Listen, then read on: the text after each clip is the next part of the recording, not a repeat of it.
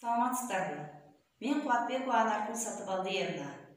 Арзымхан Бостонов атындагы орто мектебинин башталгыч классынын мугалими. Адабий окуу сабагы 4-класс. Балдар, сабагыбызды баштаардын алдында жагымдуу маанай түзүп алалы.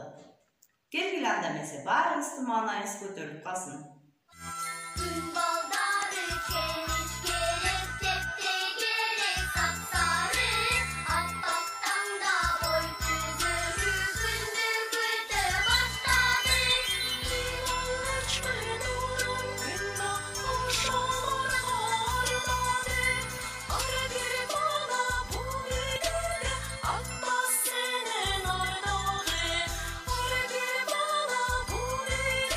Азаматсыңар, маанайыңар көтөрүлүп калдыбы?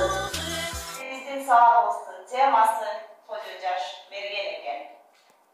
Сабактын максаты табиятка жасаган кыянатты кайра адамдын өзүнө кайтып келерин түшүнөсүңөр. Өз сөзүңөр менен түшүнгөнүңөрдү далилдүү айтып берүүгө машыгасыңар. Табиятка аяр мамиле жасоого тарбияланасыңар. Мына балдар, биз өтө турчу Кожо жаш эпосунун киносу дагы бар. Ал кино 1985 жылы тартылган.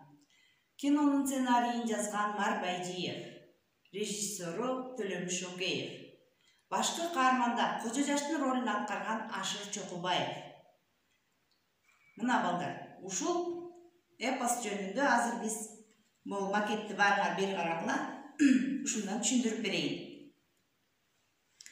Кожо жаш бир күнү аң улап келе жатып, жолу болбой келе жатып, бул бир урууну баккан Азамат деп эдик беле, бир урууну жалаң кайберендин эти менен баккан.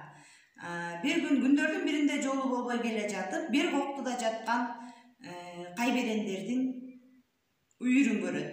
Ал жерден сүйүнгөндөн ак бараны даярдап, кайберендерди бирден кырып кирет, атып кирет.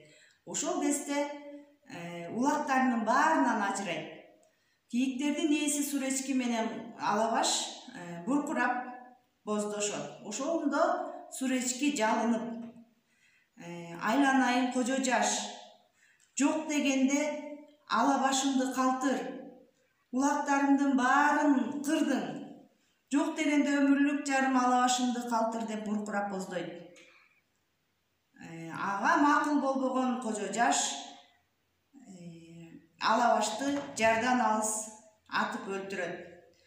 Каарданган Суречки, керемети күчтүү Суречки Кожо жашты жазгырып, таштан ташка секирип жүрүп отуруп, бир учурда Кожо жаш аскада же ары түшө албай, же бери түшө албай камалып калат. Жалама аскада калат. Мергенчи эмнеге аскада калды деп ойлойсуңар балдар? Туура айтасыңар. Ал Суречкинин каргышына калды. Себеби Суречки жок дегенде Алабашын калтырып койгондо мынчалык карын төгүп каргамак эмес. Суречкинин каргышына калып, жалама аскада калат. Ошондо Кожо жаштын айылы сүйгөн жары Зулайка баардыгы көчүп келишет. Асканын астына көчүп келип, шаты жасап, канча түрдүү аракеттердин баарын кылат. Бирок бир да аракет ишке ашпай, Кожо жаш мергенди түшүрүп алууга эч бир айла табылбайт.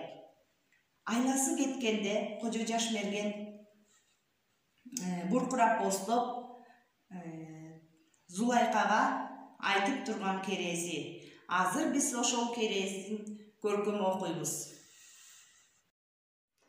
Кейибегин алганым, кетти ичимде арманым, бир эчкинин артынан билбедим ташта калганым. Караны кийип кайгырып, жесирлик күндө калдыңбы?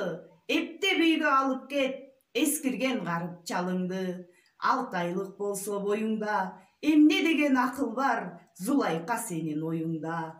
Түшөргө айла таба албайм, ажалдын куру мойнумда. Зулайка эгер кыз туусаң, атын өзүң койдургун, мергенден калган перзент деп бешикке салып той кылгын.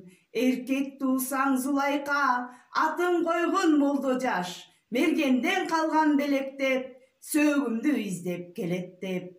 Каары жаман өлүмдүн, калың эл сенден бөлүндүм. Кадырын эстен чыгарба, кайраның мерген теңиңдин. Эмесе балдар сабакты бышыктайбыз. Сүрөттөн кимди көрүп турасыңар? Туура айтасыңар. Кожо жашты көрүп турасыңар, Азыр кожо жашка кластер түзөбүз. Туура, мергенчи болгон, камкор, ташпоор, каргышка калган. Балдар, эмне үчүн ташпоор дедиңер? Ооба, ал жаратылышка аялсыз мамиле кылды. Кайберендерди кырды. Ошон үчүн ташпоор, азаматсыңар. Эмесе үйгө тапшырма. Кожо жашты элестетип сүрөт тартып келгиле. Көңүл бурганыңыздарга чоң рахмат.